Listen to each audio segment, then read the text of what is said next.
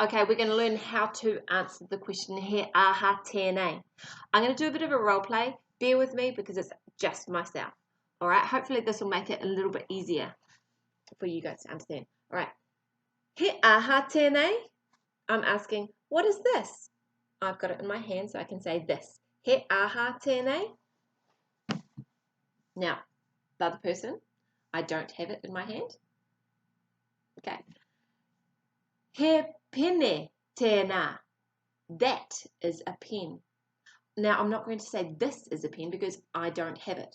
Well, the other person doesn't have it. All right, so let's do it again. He aha tēnei. He pene tēnā. All right, now I'm going to ask you. I've got this. So I'm going to say, he aha pe... I'll try again. He aha tēnei. And you're going to answer? Tino pai. He pene tēnā. All right. Now, in the slide, I have got a picture of a boy asking, he aha tēnei? And he's got a book. The girl is answering, he puka puka tēnā. She's saying, that is a book. All right. Now you know how to answer the question, he aha tēnei?